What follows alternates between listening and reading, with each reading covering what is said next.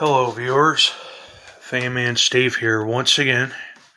It is Saturday, March the 9th, and this is the final transformation of my 1950s 6JC3020 Wizard box fan. And I just uploaded the restoration process, the project, on my channel last night. I was going to make a movie out of it, but unfortunately there were some pics of it that wasn't able to go through with the editor, so I just cut it up into sections. But I thought that it turned out pretty good. I got at least 2 comments and some likes and more comments on it than I even anticipated. Anyhow, the restoration came in full circle. The fan looks spectacular now. The restoration took up well over 2 to 3 weeks. I kind of got caught up with work and other personal situations, but I basically I did the usual. I just sanded all the excess rust down, and it's been painted Actually, I used like 2 or 3 different kinds of the red. I used car Camaro red and cherry and apple red for the body. I thought that turned out pretty cool, as well as the front and the back guard. The blades and the motor was painted a gloss black, and I even restored the front badge there that was painted on. It was really faded. And so what I did was that I just painted over it, and I just took an SOS pad and just polished around the edge there, removed all the corrosion best I could. A little smudge of paint there got on the side, but that's nothing I can't fix. And I just I took a piece of a printed out emblem of this, and I just put it over the original printing there. I think that turned out pretty good. And there is the switch plate. I have yet not gotten to that, but I do have plans to restore that. This is the new switch that I got for it. This is an NOS two-way canopy switch that I ordered off of eBay. The original was an old rotary switch. I still have it out in my shop somewhere. I'm not exactly sure what I'll do with it. Okay, and here is the side of the fan. Here's the new power cord that I put on it. This originally came off of one of my old heaters. It's a really nice cord. I actually do believe that is the original grommet that went to this. I'm not exactly too sure.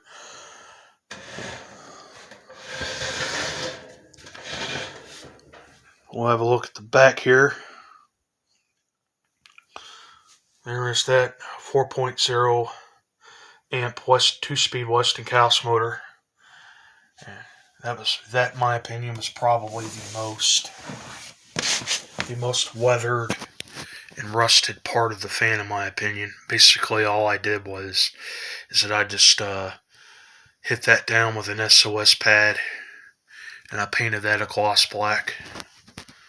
I don't know if you can see inside the motor there. It really isn't all that much to talk about. Still has the original lents and bolts to it.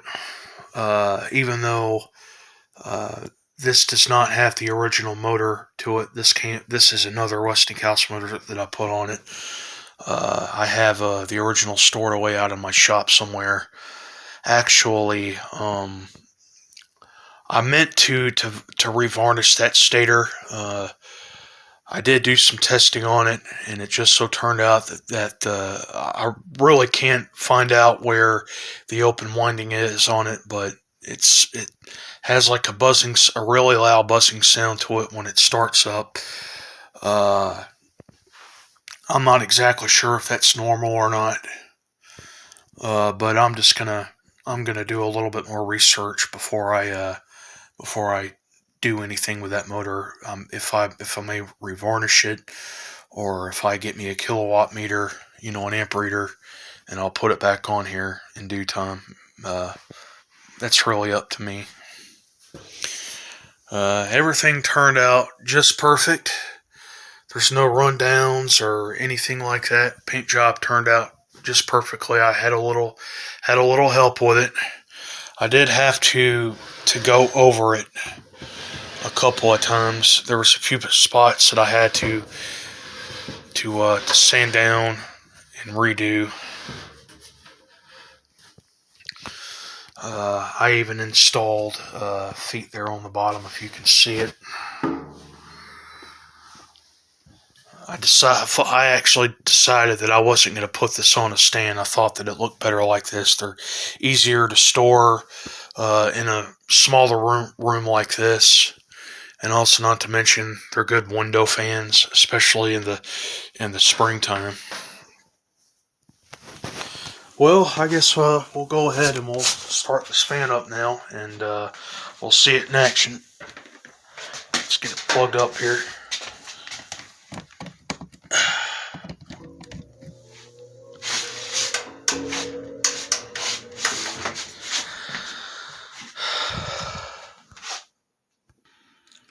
Okay, sorry about that, folks.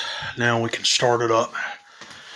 It's a 2-speed and has a really cool startup sound to it. And here we go. Here is the high speed.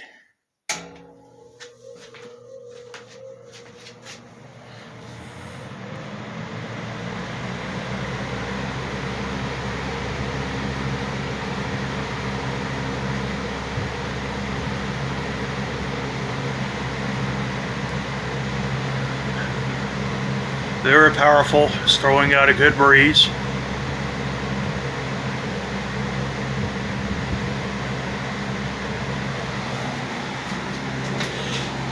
No vibration to it.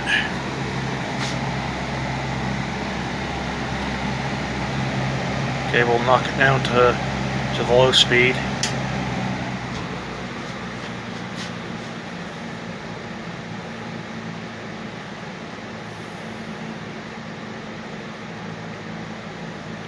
Has more of a medium speed to it than anything else. It's more like a low and a medium speed, in my opinion.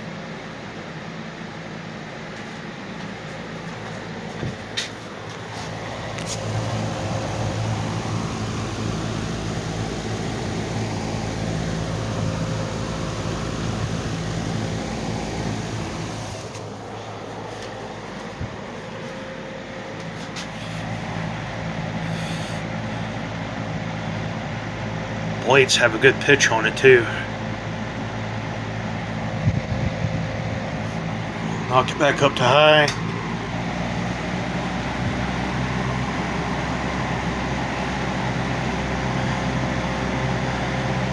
It's interesting the way that the blade set of these fans were designed. It just, instead of just going out in one direction, it's basically like it's blowing out in all other different directions. Goes to show you of how well built these things were back then. Talk about true quality. Okay, let's go ahead and we'll knock it off.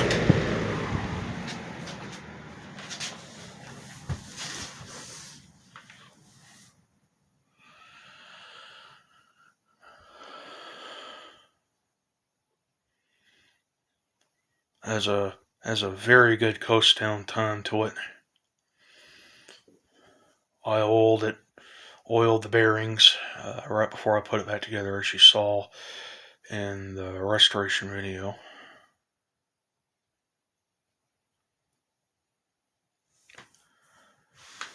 Alright, I guess we'll go ahead and we'll capture a startup sound on it. Has a really cool startup sound on this fan.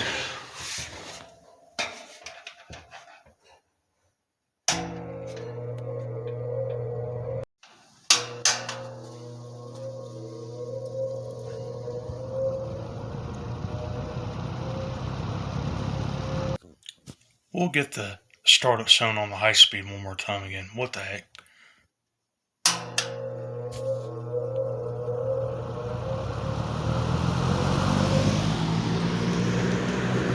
We'll get a shot of it running here from the back while we're at it.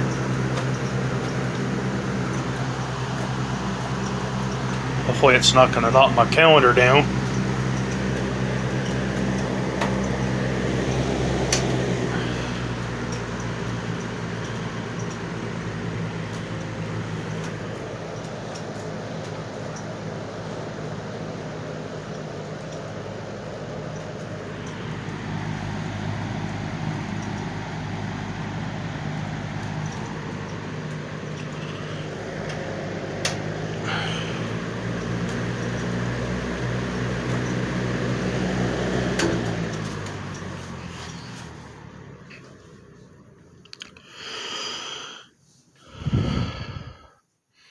I absolutely just love these fans.